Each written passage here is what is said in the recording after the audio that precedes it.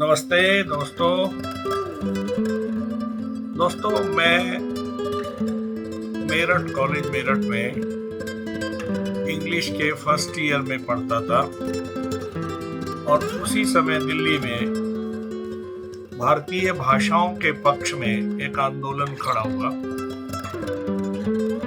स्वर्गीय श्री वेद प्रताप वैदिक जी जेएनयू से पीएचडी की अपनी थीसिस हिंदी में सबमिट करना चाहते थे, लेकिन उन्हें अनुमति नहीं दी गई। उन्होंने एक आंदोलन किया, धीरे धीरे वो आंदोलन शांत हुआ, लेकिन फिर दोबारा शुरू हुआ और वो भारत में चलने वाला सबसे लंबा आंदोलन बन गया। भारत के पूर्व राष्ट्रपति ज्ञानी जैल सिंह, श्री अटल बिहारी वाजपेयी, विश्वनाथ प्रताप सिंह, वीरेंद्र वर्मा जैसे लोग उसमें सम्मिलित हुए। उससे पूर्व एक और आंदोलन, हिंदी आंदोलन चला और उस आंदोलन में जब हम मेरठ कॉलेज में पढ़ते थे, हम छात्रों ने भी उसमें सम्मिलित होकर अपनी भूमिका छोटी सी निभाई। लेकिन उस आंदोलन में एक वक्ता का ये आह्वान कि अंग्रेजी का बहिष्कार करो और अंग्रेजी की पत्रिका, अखबार तो छोड़ ही दो, साथ ही उसका प्रयोग आम बोलचाल में या कहीं भी लिखने पढ़ने में छोड़ दो। और मैं एमए इंग्लिश का स्टूडेंट होते हुए भी मैंने उसे छोड़ दिया और एडमिशन ले लिया एलएलबी में। तो मैं ये इसलिए बता रहा हूँ घटना आपको कि उसका मेरे करियर पर बहुत बुरा असर पड़ा।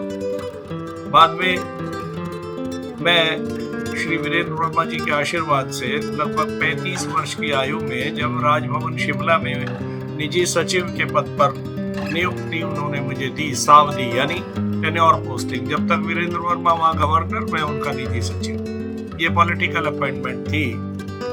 तो मैंने वहाँ ये महसूस किया कि इंग्लिश ना आने के कारण मैंने कितना खोया है और कितना संघर्ष मुझे करना पड़ा वहाँ, क्योंकि एक तरफ आईएएस, एक तरफ आईपीएस, सारा दिन वही लोग, डीजी, पुलिस, कभी चीफ सेक्रेटरी, हर एक अंग्रेजी में बात करता था और शिमला का तो वातावरण था ही इंग्लिश का।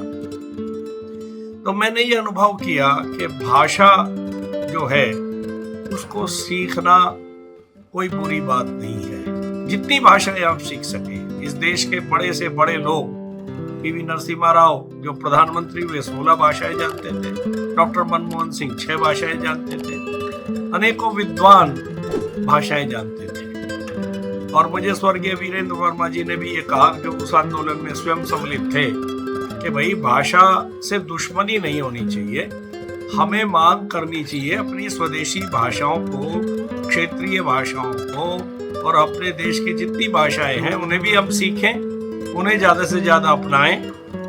लेकिन इंग्लिश आज हमारे लिए सबसे बड़ा एसेट है।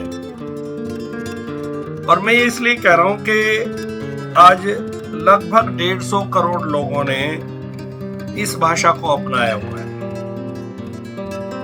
30 से ज्यादा मुल्कों में इसे दूसरी भाषा के रूप में पढ़ाया जाता है और भारत की 10% आबादी इंग्लिश बोलती समझती है।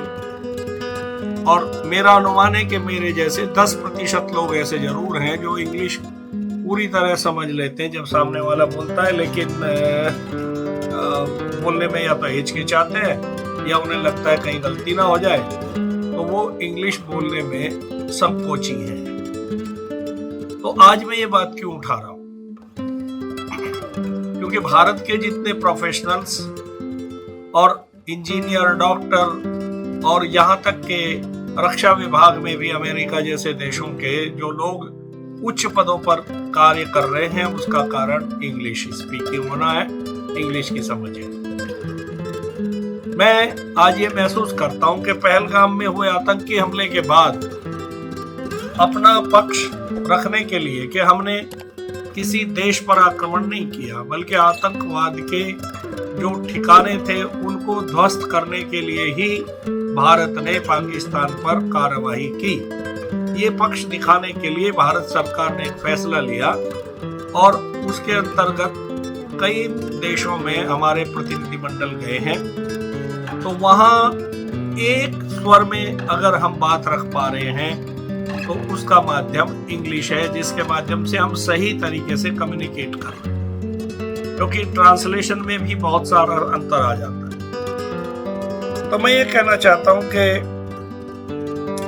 ये मैसेज अंग्रेजी के माध्यम से देना श्रेयकर हो रहा है। आज मैं समझता हूं भाषा संवाद का जरिया भर नहीं है, पहचान भी नहीं है, बल्कि किसी देश की भाषा केवल संवाद का माध्यम नहीं बल्कि संदेश का भी माध्यम है। और आज करियर बनाने के लिए इंग्लिश की बहुत आवश्यकता है। तो मैं आप सभी से ये अपील करूंगा कि इंग्लिश से मेरी तरह नफरत ना करें, जैसे मैंने की थी।